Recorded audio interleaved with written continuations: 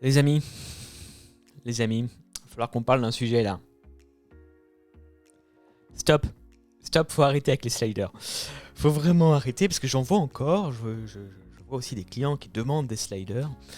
Et très sincèrement, on va essayer de faire cette vidéo là, de dépassionner ce débat passionnant, juste en mettant aussi des faits. Voilà, des faits. Il y a des recherches qui ont été faites maintenant sur les sliders. On a quand même une certaine petite, comment dirais-je, un petit recul qui permet de voir. Il y a aussi des cas d'usage. Bref, aujourd'hui, vous l'aurez compris, le sujet c'est de parler des sliders et de pourquoi on devrait surtout arrêter, si ça existe encore, de faire des sliders en 2021. Vous êtes prêts ? C'est parti, on va en parler comme ça. Et hop. Je vous ai préparé 2-3 petits articles. Donc c'est parti. Alors, déjà, ce premier article de Yoast SEO. Alors, il y a les articles, il y a les arguments des articles. Je suis même pas forcément d'accord avec tous les arguments qu'il va y avoir ici. J'en ai en plus, moi, donc je vais essayer de à la fois vous lire ce qui a marqué là et aussi les arguments. Bon, première chose toute bête. Généralement, les sliders, avant de commencer à parler de cet article et des différentes études que j'ai pu, pour vous, aller voir, déjà, généralement, les sliders, si je prends mon plugin chouchou Elementor Pro, bon, il y a un slider qui n'est pas hyper perfectionné. Du coup, si vraiment il faut jouer le jeu à fond, parce que l'intérêt du slider, parlons-en quand même, l'intérêt du slider, c'est que vous avez, on va se remettre en plein écran parce que là, on n'a pas forcément besoin de, voilà, tac, voilà. L'intérêt d'un slider, c'est que c'est joli, c'est que ça pose la marque, ça pose un univers. Bon, ok. Alors, point pour le slider, c'est joli. Ok. Bon, pour que ça soit joli, parce que soyons clairs, le widget Elementor Pro pour faire des sliders, il est pas fou, il n'est pas très joli. Donc généralement, si on veut jouer le jeu à fond, parce que c'est censé être l'objectif, et faire un truc joli, il va falloir ajouter des animations, et au final, vous allez souvent devoir payer un plugin complémentaire pour jouer le jeu du slider à fond et mettre des animations dans votre beau slider. Voilà, bon, bref. Déjà, si je devais juste parler de niveau prix, pour faire un joli slider, c'est cher. Parce qu'au final, moi j'en ai testé des plugins, j'ai aussi succombé à la mode, c'était il y a déjà un petit temps, mais j'en ai fait des sliders. Et c'est pas donné du coup, parce que si vous ne prenez pas ceux qu'il y a dans Elementor Pro, et encore une fois, ceux d'Elementor Pro sont assez basiques, en fait, vous devez payer. Voilà, donc premier argument que j'aurais à dire, c'est que si vous voulez jouer le jeu à fond, il faut payer. Maintenant, la vraie question à se poser, c'est est-ce qu'il faut jouer le jeu à fond ? Parce que est-ce que c'est quelque chose de beau qui va faire acheter et positionner votre produit, ou est-ce que c'est tout simplement un bon copywriting ? Copywriting, c'est écrire pour vendre, c'est la façon dont vous allez positionner votre marque. Est-ce que l'univers va passer uniquement par ce slider, ou est-ce que ça peut passer par votre charte graphique, par les produits, par le copywriting, donc la façon dont vous allez vous adresser votre message également. Voilà. Parce que là, on en vient au cœur du sujet. Ce qu'il faut quand même savoir, c'est que les sliders, c'est assez peu efficace. Alors là, je vais m'appuyer sur l'étude du coup de Yoast SEO, qui voilà, donc Yoast SEO, un plugin assez connu sur le SEO, n'est-ce pas, qui nous dit deux choses. Première chose, c'est qu'en fait, si on regarde ici, je vous le mets en grand, en plus grand même, pourquoi pas. Hop, si le but c'est vraiment de faire acheter, en fait, souvent les gens ne vont lire que la première slide, parce que tout simplement il y a un temps de défilement, surtout sur les sliders automatiques. Le slider automatique c'est le pire, c'est le mal.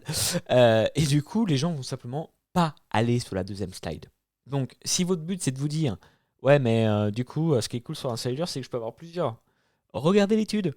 Regardez l'étude qui vous montre qu'ici, en fait, les gens ne vont jamais sur la deuxième et la troisième slide, ou alors 1 ou 2%. Donc c'est inefficace. Voilà. Alors, une autre façon de présenter les choses, ça serait ça, par exemple. Là, c'est déjà un petit peu plus sympa, c'est-à-dire que vous remplacez le carrousel par 3 call to action. Alors, ok, c'est peut-être un petit peu moins joli, mais au moins, vous avez les 3 call to action qui sont très clairs. Donc, les call to action, c'est juste un bouton avec un appel à l'action qui vous dit, ben voilà, j'ai 3 produits, ben voici les 3 produits, et on les voit directement et on choisit celui qu'on veut. C'est un peu plus efficace plutôt que d'attendre.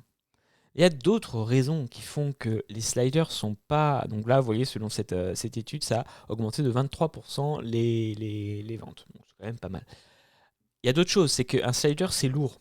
Parce que Et pas pour rien, je vous disais tout à l'heure, voilà, si on veut faire les choses à fond, on va faisons à fond, même si on ne les fait pas à fond. C'est-à-dire que charger un slider, ça va consommer des ressources, puisque normalement, à chaque slider, vous avez une image, vous avez l'animation, le JavaScript qui tourne. Et du coup, ça, c'est pas top pour Google non plus, parce que de plus en plus, Google va quand même vérifier que votre site se charge rapidement. Donc, mettre un slider, non seulement c'est inefficace d'un point de vue SEO et d'un point de vue marketing, mais en plus, ça va ralentir votre site.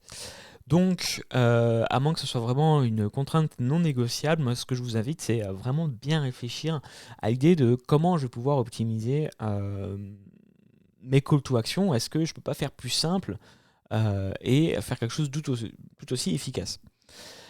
Je regarde si j'ai d'autres. Alors, après, il y a d'autres choses. Il y a l'effet aussi que c'est assez stressant pour les gens. Alors, ça, c'est des arguments que j'ai lus. Je suis souscrit un petit peu moins, mais je m'en refais l'écho quand même. Il est vrai que c'est un peu gadget. C'est-à-dire que si vous ajoutez un slider et des animations entre les slides et parfois même dans les slides, ça peut être perçu par certains comme de la publicité et comme des bannières. Et je peux tout à fait comprendre que ça peut limite faire fuir les gens aussi, et que ça soit intrusif et que ça soit visuellement peut-être limite trop impressionnant.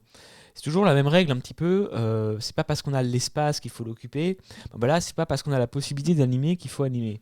Grosso merdo, vous voyez, c'est la même idée. Donc soyons minimalistes dans notre approche, pragmatique et efficace dans notre approche de comment je vais présenter les informations. Okay, et de toute façon, l'argument qui consisterait à dire mais attends, j'ai 10 articles, il faut que ça tienne dans une. Vous voyez, là, c'est la ligne de flottaison par exemple. Donc, si je remets ici, hop, vous voyez, ça, c'est ici, c'est la ligne de flottaison. Donc, si j'ai plus que 3 articles, bah, je vais les mettre dans un slider pour qu'ils soient tous visibles. Bah, erreur. Parce que, à moins de changer régulièrement la première page de ce slider, bien souvent, encore une fois, selon les études, seule la première slide sera cliquée, les 3 autres et celles d'après le seront beaucoup moins, et vous voyez que ça chute dès la deuxième slide. Et alors je vous parle même pas de celle la 5e. Hein. Donc attention à ça. Essayez de bannir le plus possible les sliders. Et c'est pas un drame s'il n'y en a pas du coup dans Elementor, ou même si le widget qui gère les sliders ne sont pas importants. Maintenant qu'on a dit ça, comment on peut optimiser sa page d'accueil? Alors moi, je vous ai fait, je vous le mets là en lien, hein, et je vous en fais rapidement le résumé. Je vous ai fait une masterclass sur ça. Masterclass, c'est un petit produit qui coûte 30 euros, donc vraiment pas cher, qui dure 1h30, en général 1h, 1h30, où j'ai vos questions et mes réponses justement en direct. Donc ça a été enregistré sur l'optimisation de la page d'accueil.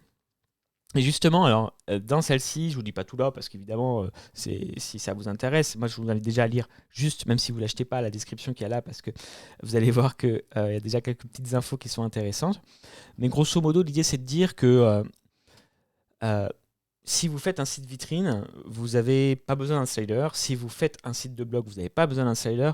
Et dans cette masterclass, on va un petit peu plus loin en disant, bah, ok, peut-être qu'aujourd'hui, si on veut quand même quelque chose de dynamique et de catchy, on va pas forcément passer par les images, on va passer par les mots. Et je vais vous expliquer comment dans cette masterclass. Et je vais aussi vous expliquer que même si vous aimez les effets animés, vous allez peut-être avoir mieux qu'un slider, quelque chose de plus original et de plus léger qui est possible avec Elementor. Parce qu'il ne faut pas se mentir, si on prend Elementor, c'est parce qu'on aime aussi les possibilités de design. Dans cette masterclass, on va à fond justement sur tous ces points-là, et je vous montre un petit peu les erreurs classiques qu'on pourrait faire sur un site de blog, les erreurs classiques qu'on pourrait faire sur un ssite vitrine pour sa page d'accueil, et comment on va aller optimiser ça et aller chercher un petit peu plus de conversion, parce que c'est quand même ce qui nous intéresse. On parlera notamment de l'USP, donc voilà, c'est vraiment des petites choses comme ça qui sont importantes, enfin des petites choses non, mais des concepts clés à comprendre sur comment je vais me positionner pour vraiment avoir une valeur maximum perçue dès le départ. Et peut-être aussi que si on va à fond, vous voyez, là l'idée je vous avais dit, ben voilà, si vous avez 3 choses à mettre, vous pouvez les mettre côte à côte. Peut-être même qu'on peut aller encore plus loin, en mettre qu'une seule, vous voyez. Donc comment je priorise les infos que je vous montrer sur ma page d'accueil, comment je les comment je les présente aussi, parce que si je ne vais pas utiliser un slider, qu'est-ce que je peux utiliser? Est-ce qu'il n'y a pas un bon compromis? Je vous le montre dans la masterclass justement sur quelque chose à la fois animé pour que ça soit sympa mais de pas trop intrusif. Donc voilà, si vous voulez aller un petit peu plus loin, je vous mets la masterclass en description. En attendant, le conseil à retenir de cette vidéo, c'est surtout arrêtez s'il vous plaît les sliders et optons pour une approche minimaliste dans nos pages d'accueil pour vraiment avoir quelque chose de clair, de concis. Et voilà, si vous voulez aller un petit peu plus loin pour savoir comment je veux formuler ma proposition de valeur, par exemple, vous allez en description pour voir la fiche de cette masterclass, vous en apprendrez déjà plus et vous en apprendrez encore plus en regardant la masterclass. Quant à moi, je vous dis à bientôt. Attention, je vous surveille si vous mettez des sliders. Pampan. Allez, à très bientôt, à très vite. Ciao, ciao.